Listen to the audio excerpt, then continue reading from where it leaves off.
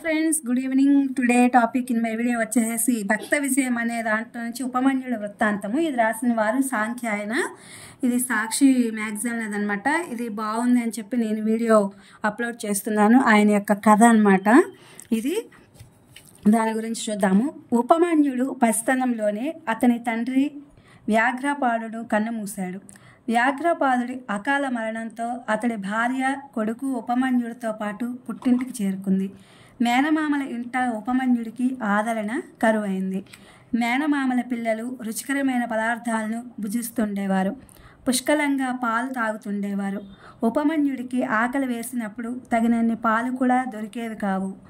ఉపమన్యుడు మేనల్లుడే అయినా, అతడి తల్లి తమ తోబుట్టువే అయినా వారు అనాథలు కావడంతో మేనమామలు వారిని తగిన విధంగా ఆదరించేవారు కాదు.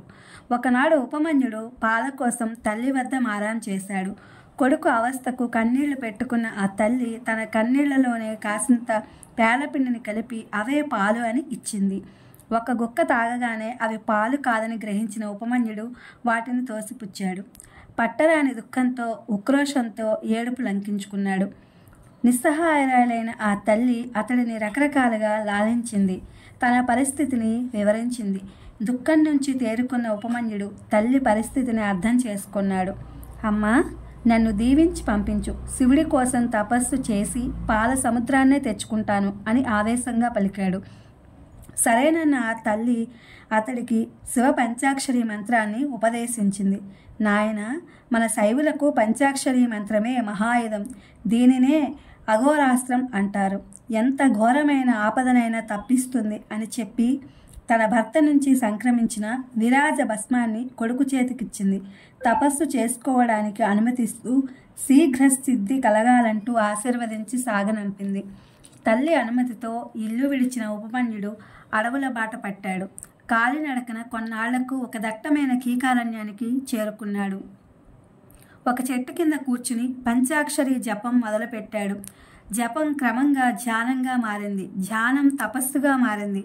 అడవిలో ఉన్న రాకాసిమోక అతడిని భయపెట్టి తపస్సుకు భంగం కలిగించడానికి ప్రయత్నించింది. ఉపమన్యుడు చెలించలేదు. అతడిని జయించలేక రాకాసులందరూ అతడికి కింకరులుగా మారిపోయారు.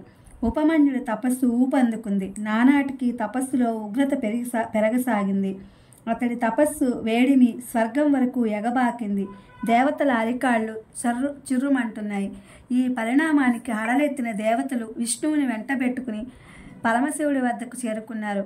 పరమేశ్వర, పాహిమాం పాహిమాం, ఆ బాలుడు నీకోసమే తపస్సు చేస్తున్నాడు. వెంటనే వెళ్ళి అతడికి ప్రత్యక్షమై కోరిన వరాలను అనుగ్రహించు. అతడి తపస్సును విరమింపజేయు. నువ్వు జాప్యం చేస్తే అతడి తపస్సు పుట్టించే తాపానికి మేమెంత తప్తమైపోకుండా కాపాడు అని మొరపెట్టుకున్నారు. సరేనని దేవతలకు మాటిచ్చాడు శివుడు. అయితే ఉపమన్యుడిని పరీక్షించదలిచాడు. ఇంద్రుని రూపంలో అతడి ఎదుట ప్రత్యక్షమయ్యాడు. కుమారా, ఏం వరం కావాలో కోరుకో, తప్పక ఇస్తాను అన్నాడు. నేను శివుడి కోసం తపస్సు చేస్తుంటే నువ్వొచ్చావేమిటి దేవేంద్ర? నీ వరాలేవి నాకు అక్కర్లేదు. సాక్షాత్తు పరమశివుడే నా ముందు ప్రత్యక్షం కావాలి. అతడే నా మనోరథాన్ని ఈడేర్చాలి. ప్రయాసపడి వచ్చావు కానీ నువ్వు దయచేయవచ్చు అన్నాడు ఉపమన్యుడు. ఇంద్రుడి వేషంలో ఉన్న పరమశివుడు ఉపమన్యుడికి తన పట్ల గల అచంచల భక్తికి పరమానందం చెందాడు. నిజ రూపంలో పార్వతీ సమేతంగా సాక్షాత్కరించాడు. పార్వతీ పరమేశ్వరులు తన కళ్ళెదుటే కనపడగానే ఉపమన్యుడు పారవస్యంతో తబ్బిబ్బయ్యాడు. అతడికి నోట మాట పెగలలేదు.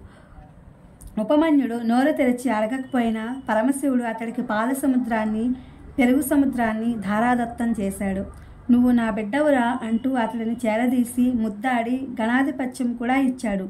నాకు మాత్రం బిడ్డకాడా అంటూ పార్వతీదేవి కూడా ఉపమన్యుడిని ఎత్తుకుని ముద్దాడింది. తన ఒడిలో కూర్చోపెట్టుకుని లాలించింది.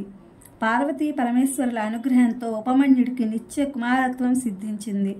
ఇది ఫ్రెండ్స్ ఉపమన్యుడి వృత్తాంతము. భక్త విజయం అనే ఒక శీర్షిక నుంచి సాంఖ్యాయన రాసినటువంటిది. ఇది చాలా బాగుంది. ఇది పిల్లలకి తెలిస్తే ఇంకా బాగుంటుంది. ఇలాంటి కథలని ఇవన్నీ కూడా నిజాలే కావచ్చు. వీటన్నిటిని బాగున్నాయని ఈ వీడియో అప్లోడ్ చేశాను. Please my channel, like, share, subscribe and comment. Thank you for watching. Thank you for our support.